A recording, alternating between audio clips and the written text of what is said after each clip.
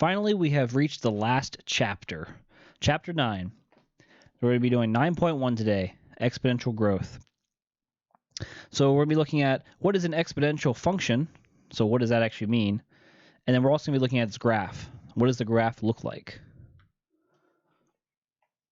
So that word is exponential.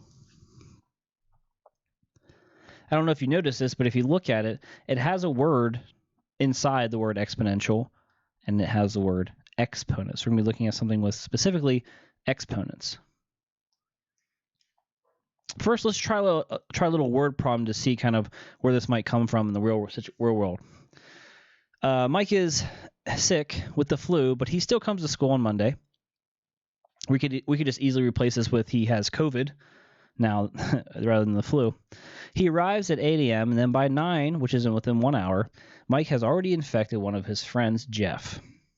Okay, so he talked to his friend Jeff. Then by 10 a.m. in the second hour, 2 hours past now, Jeff has also talked to somebody. He's infected one of his friends, Bill. And then we have Mike. He goes and talks to somebody else and infects another friend, Lisa. So this continues to happen throughout the day. So we're going to paint a little picture here. If each person with the flu infects another person each hour, how many students are infected by 3 o'clock? So they arrive at 8 a.m., a little later than what we start. And then by hour 7, 3 o'clock p.m., we're going to figure out how many students are infected. So we're going to complete a table and a graph. But first, I want to draw a little picture of what's going on here. So let's start with Mike. Mike. Hour 0, like before we even start the timer, he's the only one infected, right? So he comes to school, and between the hours 8 and 9, he talks to his friend Jeff. So he's going to go over and talk to Jeff. All right, so we have one person infected.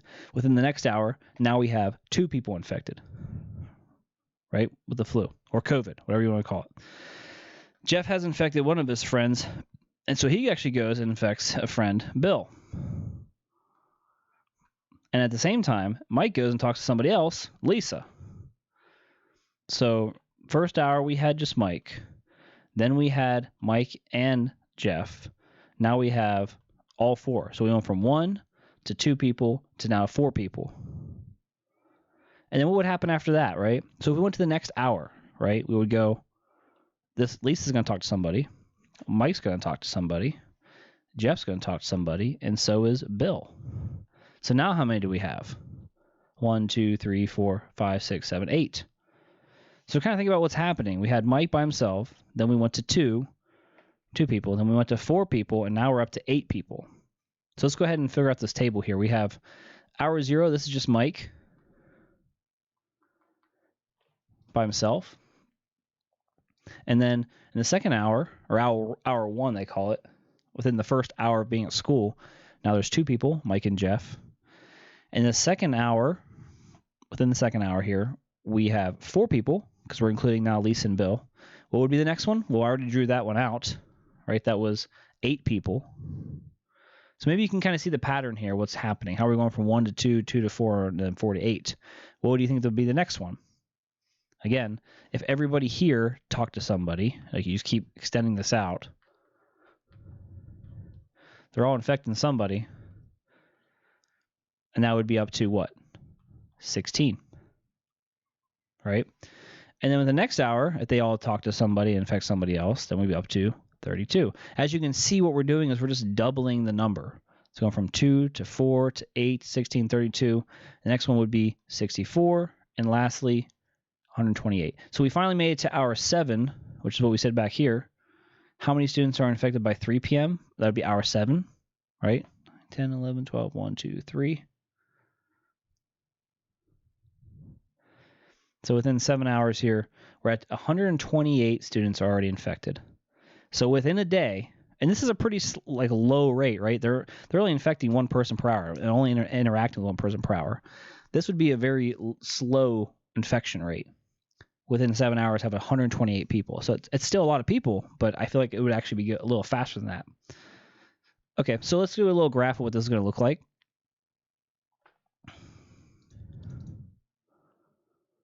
Okay, So let's see. We have our 0 is when we had 1. So I don't know if you notice, this goes by tens. So 1 is going to be really tiny, like right down here, pretty close to 0. At our 1, I'm just plotting these as 0, 1, 1, 2, right? It's just a point. 1, 2. 1 is at 2, so it's a little higher. 2 is at 4, a little bit higher here. It's kind of looking like kind of a straight line here. Our 3, though, we're at 8. 4 gets a little interesting. Now we're jumping up to 16, which is a little halfway between that one here. So we're definitely not getting a straight line. You can see this is kind of curving up a little bit. Our 5, we're at 32. So here's 30. A little bit above this line here. 6 is 64. So right here. 7, which is our last hour, is 128. All the way up here. And we could keep going. As you can see, this ramps up very quickly. At first, you're like, oh, not many people are getting infected. It doesn't take that long. Hours go by and it's not really that big of a deal. But then as we get past that third hour, it's really jumping up. So you're going to have like this kind of slope going here, right? It's really getting steep. Okay, I'm not going to connect them. I just want to show you kind of the dots of what it looks like. So this would be what we call an exponential function. The question is, I'm going to jump down to part C. What do you think a possible equation is for this graph, right? If I were to put this into the calculator and I would get a line that goes through all this, right? The question is, what is this? Y equals what? That's the question. And this is where I would ask you to guess what this would be. Just a question, right? Figure out what you think it might be, right? There might be a number in there. You obviously have to have a variable, an x somewhere in there, right? Let's go ahead and answer part B, though. I'm not going to answer this just yet. If the school has 1,000 students enrolled, which there's more at Clearfield, but pretend there's 1,000, what percentage of the student body has the flu by 3 p.m. in the first day? So how many students had the flu? 128. So we have to take 128 students divided by 1,000. Right? We're taking a part of the student body divided by the whole of the student body. And if you divide that, what do you get? So 128 divided by 1,000 is 0.128. As you can see, you just kind of move the decimal over. And as a percentage is about 12.8% or about 13%. So within one day, we could have 13% of the entire school infected with the flu or even COVID, because it can spread just as fast. It doesn't take long. Imagine going to the next day and how long it would take, if every student was in school, how long do you think it would take for the entire population to be infected? Okay, exponential functions. This is what it is. This is the actual answer to part C. Definition. It's a function defined by the equation f of x, or you could say y here, doesn't matter, equals a times b. Well, where's the variable? The variable here is actually in the exponent, x. This will be the first time we've ever seen the variable x as an exponent. Usually it has a number there. There are some restrictions here. So a cannot be equal to 0. That makes the entire thing 0. B has to be greater than 0, but it cannot be equal to 1. I don't know if you noticed, but if you were to put 1 in here for B, 1 to any power at all is 1. So that'll actually make this entire equation just 1, just the answer of it'll be a straight line. So B cannot be equal to 1, but it has to be bigger than 0. So no negatives here. A, however, could be negative. It just can't be equal to 0. All right, so we have these two letters, A and B. The growth factor is the B value. Maybe I'm just going to label this the growth factor.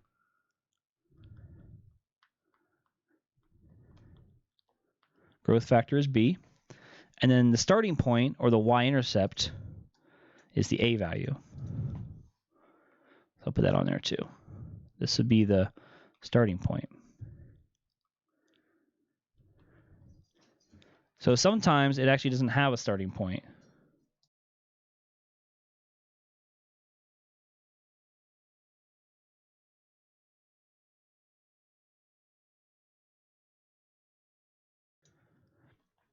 starting point.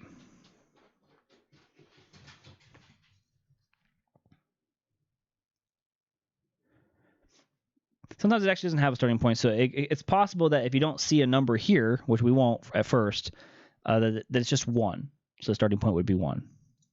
So we're going to do an example where we can actually compare something we've done before compared to something new.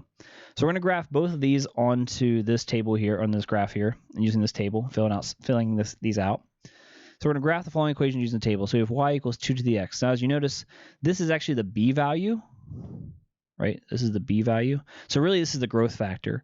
The starting point on here is the a value, which we don't see. It's technically a 1 times that. And you'll see that as we go through here. So the starting value on the y-axis is going to be 1. All right, let me go ahead and fill this out, and then we'll compare it to x squared. So if we plug a -2 in here, I'm going to do 2 to the -2. We should know how to solve this because we know how to deal with negative exponents. So that would mean you flip it over, and it becomes 1 over 2 squared, which is the same thing as, I didn't give myself enough space, 1 over 4. So this is 1/4. Now if we plug in -1, that's 2 to the -1 power. Same idea, flip it around, 1 over 2 to the first. That would just be the same thing as 1/2. So it starts out pretty small here when you get into the negative numbers, but then we're going to start growing a little faster here. So if we plug in 0, 2 to the 0, remember any number to the 0 power is 1. All right, now we're going to change the exponents here to 1, 2, 3, 4, 5, 6. 2 to the first is 2. 2 to the second is 4. So now it's going to start looking like the numbers that we saw in the last word problem. Kind of this table right here. It's going to be the same exact layout. Right? 1 is 2. 2 is 4. That's what we have so far. 1 is 2. 2 is 4. So 3 is 8. Then we have 16. Then we have 32. 64. So we're going to graph this again, but we're actually going to draw it together now. And we have some negatives to plot. This is going to be really tiny, and I obviously can't graph pretty much half these numbers here.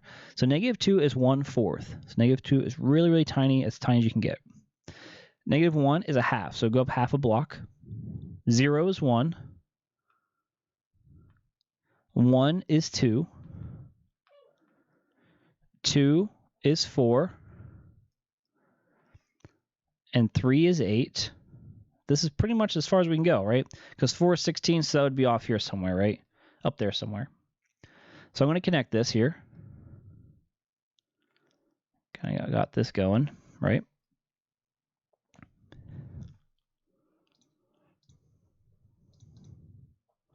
Okay, I'm just going to extend it over, going this way. And the next one here, so we should already know what this one looks like. It's just x squared. We know this is going to be a happy face parabola, so let's go ahead and plug this in. -2 squared is +4. -1 squared is 1. Plug in 0 is 0. 1 is 1. 2 is 4. 3 is, remember, 3 squared. So we're looking at 9. 4 squared is 16. 5 squared, 25. 6 is 36. So -4 is 4. Oh, no, -2 is 4. Here we go. -1 is 1. Then we have, I should probably do a different color. There we go. And 0, and then 1, 1, 2, 4, 3 is 9, and then 4 is 16. Oh, they both have that in common. And then 5 is 25. Okay, we can't go any further than that. So this is your parabola.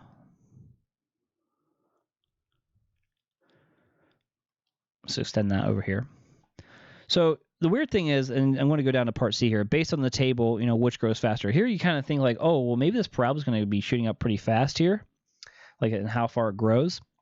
But if you look at the table and look at these numbers, it looks like the exponential one is kind of behind at first, maybe, right?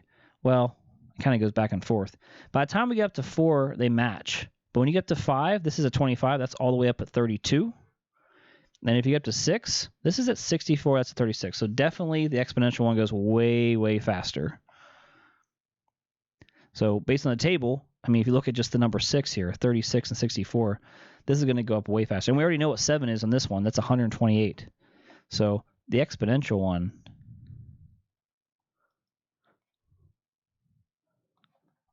exponential function grows faster. Or maybe I could say at a faster rate. Let's do that. Faster rate. So there is a team huddle here where you're going to be trying out 3 to the x and 4 to the x. So just remember that it's 4 to the whatever power you're going to plug in there. And you're only doing a couple points and then graphing on here as best you can and just seeing what they look like. And then in the second huddle here, you're going to be comparing them to the x, 3 to the x, 4 to the x. So at this point, you'll have all of them graphed, 2 similarities to 2 differences. And then you're going to talk about what happens to the graph as x gets bigger, or as the x value gets smaller or more negative. Give some comparisons there. And the last question here is, will the graph ever cross the x-axis? And then the mastery, you have a question here. I think I'm going to go through that one, and then we can finish up. So determine whether the following are exponential functions. So to be exponential, right, we just need to have it in this form back here, which we did definition right here, right? So really all you're looking for is there an x in the exponent? That's what we're looking for. Let me go back to this huddle or master real quick. So the question is it exponential? Need variable. Sometimes it doesn't have to be an x. So need variable in the exponent. So it's very simple. That's all you're looking for. Look at the equation. We have 3 times 7 to the x. This would be like your a and b value. Is x in the exponent? Yes. So it is a exponential function. Yes. Is b an exponential function? Well, the exponent is 3.7. So no. Part C, 3.7 to the x power? Yes. And the last one, 3 times 7 to the x, which is exactly the same thing as the one up here. They just use parentheses instead. That is also yes. So there's only one no here. The rest are all exponential. Okay, that should be enough to finish the entire thing. There's also like a little mini quiz at the end here. You're going to finish that on your own as well. Give me an example exponential function, do a basic sketch, and then what does exponential mean is a question. So you can just go ahead and make a quick graph here. And that'll be all for 9.1. This is actually day 1, so there's a day 2 as well to go along with this that expands on it just a little bit more. That's what we'll be doing next.